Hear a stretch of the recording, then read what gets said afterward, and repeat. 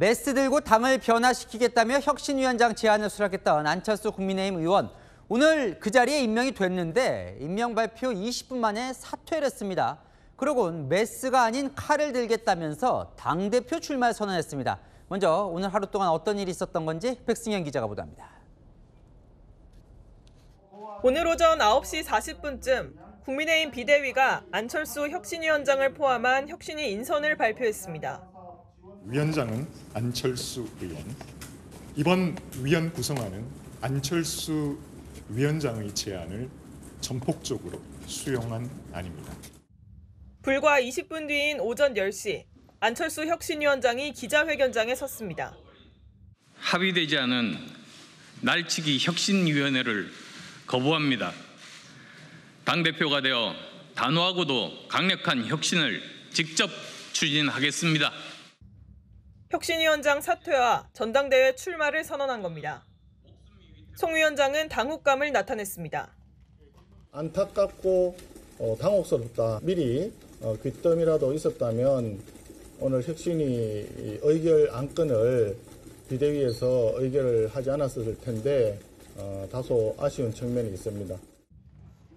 안 의원의 사퇴 선언을 두고 국민의힘은 또 쪼개졌습니다. 친윤 성향의 한 의원은 안 의원 자폭에 청문회 전국에 민주당만 득점한 꼴이라며 이 상태로 전당대회를 했다간 내전이 발생할 것이라고 우려했습니다. 또 다른 중진 의원도 애초부터 전당대회 출마가 속셈 아니었냐며 안 의원을 비판했습니다. 반대로 김용태 전 비대위원장은 개혁 반대 세력이 개혁 대상이라고 했고 양향자 전 선대위원장은 물러난 게 아니라 쫓겨난 것이라며 당 지도부를 비판했습니다.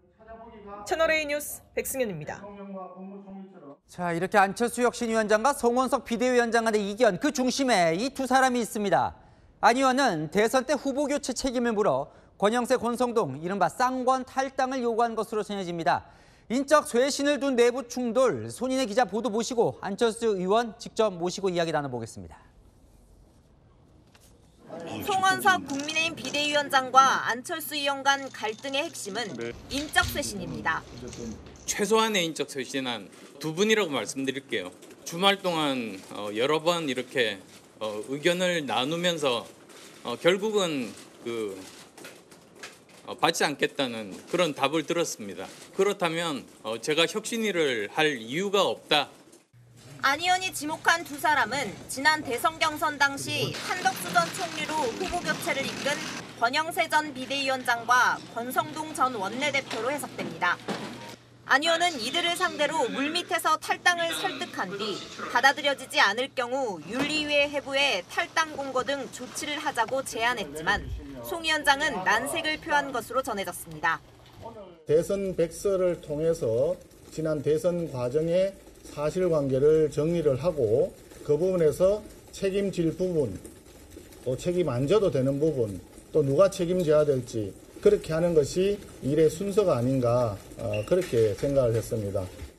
송 위원장 측은 누군가를 내쫓으려면 명분과 절차가 명확해야 하고 차기 지도부가 출범하면 그때 요구해야 할 사안이라고 했습니다. 안 의원 측은 어떻게든 해보려는 의지라도 보였다면 이 사태까지는 안 갔을 것이라고 책임을 돌렸습니다. 혁신위원 6명 중 3명을 두고도 의견 차이가 있던 것으로 전해집니다. 송 위원장 측은 최대한 안 의원의 의견을 수용했다는 반면 안 의원 측은 혁신위원 역시 합의되지 않은 상황에서 오늘 오전 일방적으로 통보받았다는 입장입니다. 채널A 뉴스 손인혜입니다. 네, 안철수 의원 여기 나와 있습니다. 이야기 나눠보겠습니다. 어서 오십시오. 네, 예. 안녕하십니까. 안녕하십니까. 아니, 혁신위원회가 이제 시작도 하기 전에 위원장을 결국 사퇴하게 되셨는데 결정적인 이유가 흔히 말하는 쌍권, 권영세, 권성동 탈당 요구가 안 받아들여져서입니까? 사실 인적 쇄신이 굉장히 중요합니다. 예. 사람들은 혁신위가 만들어지면 인적 쇄신이 일어나는 그것을 보고 그것이 가장 힘든 그런 일이니까 예. 이것을 실행에 옮긴다면 한번 믿어볼 만하겠다. 그래서 국민의 관심이 모이고 애정이 이제 증폭이 되게 됩니다. 예. 그래서 그런 의미에서 제가 제안을 했는데 거절당했습니다. 근데 저는 정말 최소한의 어느 정도 정치적인 책임이 있는 사람들의 그런 것들을 원했습니다만 뭐 구체적으로 누구라고 말씀드리기는 적절하지는 않은 것 같습니다. 그래요? 그러면 뭘 요구하신 거예요, 정확히? 그러니까 인적 쇄신을 요구했죠. 예. 그리고 인적 쇄신이라고 하면 굉장히 범위가 좀 넓습니다. 예. 뭐 어떤 경우에는 뭐 탈당이라든지 또는 당원권 정지라든지 또 예. 여러 가지가 있지 않습니까? 예. 그래서 어느 정도 열어두고 이제 논의를 해보자고 했는데 예.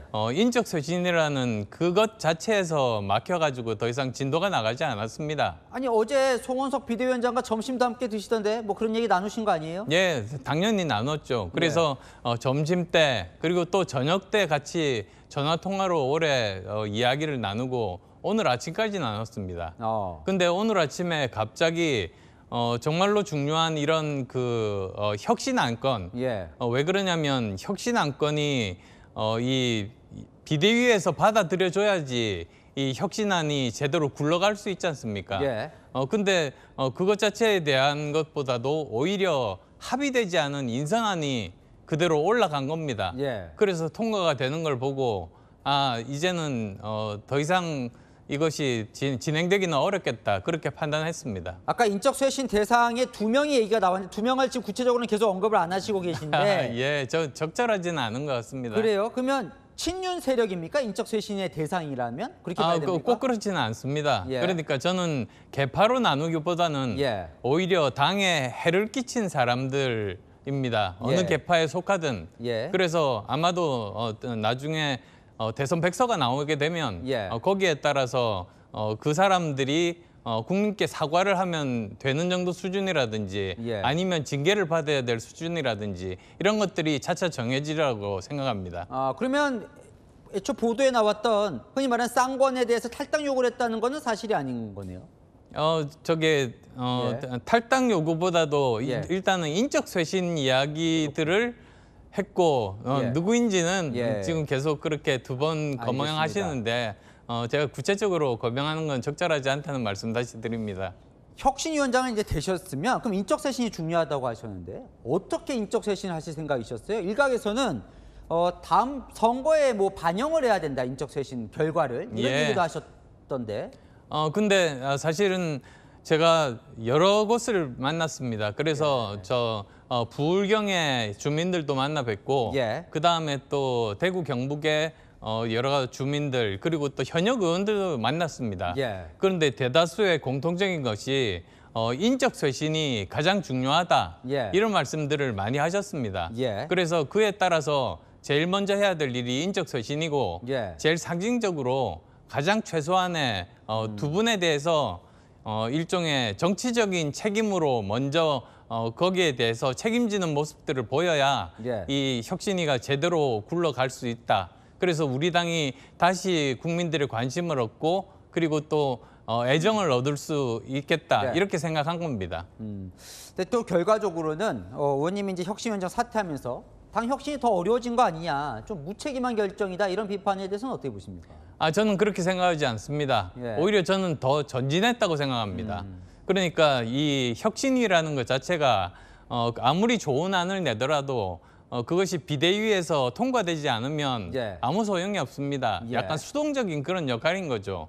그런데 만약에 전당대회에 나와서 당대표로서 그 일을 하게 되면 오히려 저 주체적으로 역동적으로 그 일을 혁신을 이룰 수 있게 됩니다. 예.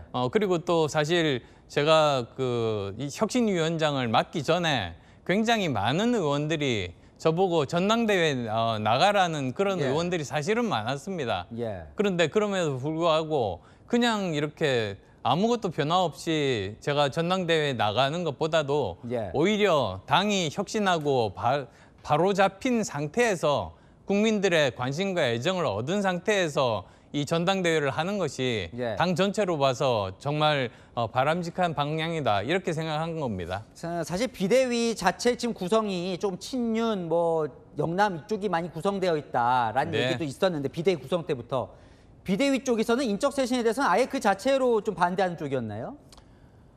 그러니까 비대위 자체에서 이런 인적 쇄신 자체에 대해서는 아예 그 고려의 대상이 아니다 이런 생각들이었습니다. 그래서 그다음 진도를 더 나갈 수 없었죠. 그렇군요. 자, 전당대회 출마 선언하시면서 칼을 들겠다고 하셨습니다. 그러면서 윤석열 전 대통령 부부와 완전 절연을 언급하셨는데, 자, 어떻게 당대표 되시면 그럼 혁신하실 거예요? 마지막 질문입니다. 저 사실 그 윤 전 대통령이 상징하는 바가 굉장히 크지 않습니까? 예. 그러니까 그 여러 가지 그 의료 대란을 포함한 여러 가지 국정 실책들도 있고 더군다나 이제 계엄도 있고 예. 그런 것들로부터 완전히 단절하겠다. 그래서 당이 새롭게 태어나고 다시 국민들에게 사랑을 받는 대중정당이 될 수 있겠다. 예. 그것이 제일 큰 목표입니다.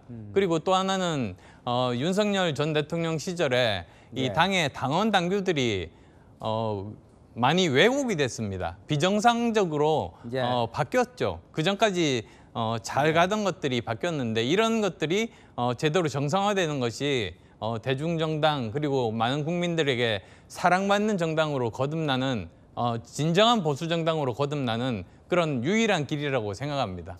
알겠습니다. 또 출마하셨으니까 차차 또 이야기 들어보겠습니다. 오늘 말씀 여기까지 듣겠습니다. 나와주셔서 감사합니다. 네, 감사합니다.